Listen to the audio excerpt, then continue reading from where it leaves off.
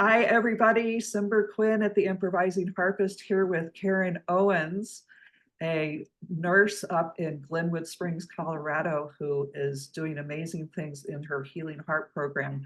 And this is a surprise. Neither of us thought this was going to happen today. She's I'm grateful to her for giving up a little time in her lesson to share her story with you about how her journey. So that started, I just asked her a question a couple of minutes ago, and I said, how long do you think it has taken from the time where you first approached the hospital to where you are now? You've played for 168 patients. That's amazing. Yeah. I started the program in April of 22, and I think it took me a year before I thought about internships. So that was actually, it was just last year. I thought it was 2 years, but last year that I approached, when we talked about doing internship, I approached the director of volunteers at the hospital and had her be my mentor. I asked her to be my mentor, and she was happy to do that. So she's kind of around, and she followed me around and took some pictures as I was playing, and I started playing in the lobbies. I was a little frustrated because I wanted to get in and play for patients, and the staff was kind of uncertain and was a little hesitant, and they would just say, well, why don't you play in the halls? And so I said, okay, fine, I'll play in the halls. And so I did that. And just in being consistent and going every week, once a week, and then I started doing twice a week, you become a familiar person, around. And so then I thought, then I met one of the chaplains, and I'd ask him to give me some help to find patients, and I asked the nurses, and they still were pretty hesitant, I would say, until this year, probably 3 or 4 months ago. I mean, it took a while for people to kind of understand what we're trying to do. I would talk to all the nurses about therapy and what it means, and some of the nurses who got it are really on my backside, and so they really are now helping a lot. And so so from going up and saying, do you have any patients? Well, no, I don't think you can go in this room because they're in isolation. Like I said, I'm a nurse, I can go in. And they were like, well, and this patient's sleeping, and it's like, that's okay. But no, until now, it's like I go in and they're like, oh, could you go to this room and this room and this room and this room? And I'm like, okay, let me write those down. so uh, so I did try the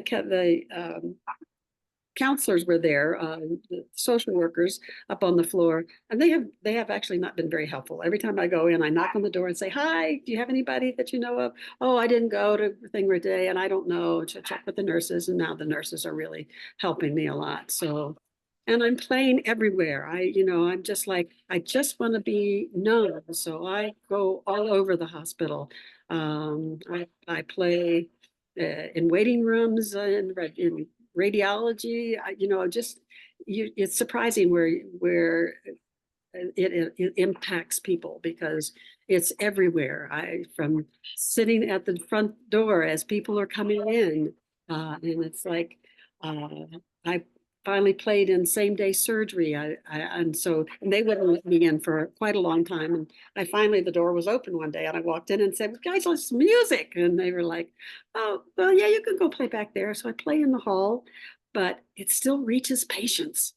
And it just gets me, it's amazing.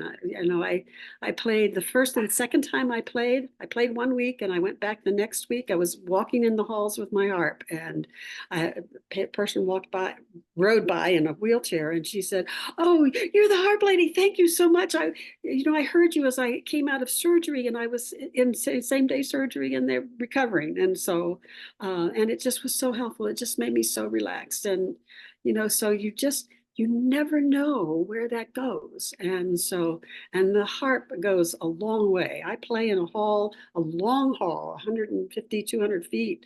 And people can hear me around the corner in that hallway. And so it impacts people that don't even know it. And so it's been quite a journey, and I am just so thrilled now because now I'm getting everywhere. So and I started playing in the cafeteria so that administration comes out to the cafeteria at lunchtime. So play at the cafeteria at lunchtime.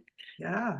People even ask me for, I'm on St. Patrick's Day, play Old Daddy Boy. And so I said, play that, and they were all happy. So anyway, so it just takes perseverance and continuity and keep going and keep going and keep going. And, you know, at first I played just in the lobby in the cancer center. That's where I want to be. And I still haven't got in the cancer center. I will though. So, all right. So I have one more question for you, and then we'll get back to your lesson. So talk about the role of improvisation in your work in the hospital. Yeah, I was not an improvisationist person. When I started this program 2 years ago, I was like, oh no, I'm a note person. I can't do it. And when I tried, and you're, just for everybody to know, she's in the IHTP program. Yeah. So I when they talked about it and started doing it, I was like, oh my gosh, this sounds awful. And now I have an improvisation that is a jump off for me, and so I can take what I finally ended up doing was just every piece I played, I would do a little improv after it, so I could get into doing that, because improv really is helpful for patients who you don't want to give them a song that they are familiar with at all, because you need to stay out of that focus, and you need to just be able to get through the notes that their resonant tones in and stay on it. And so I think that's probably the biggest thing that I learned through improv, is just how to do that and stay there. So yeah. All right. Hey, thanks so much for your time, Karen. I really appreciate it. And I know that everybody's going to really benefit a lot from what you've shared in your stories today. So just hang in there. Just keep going. Yeah. Yeah.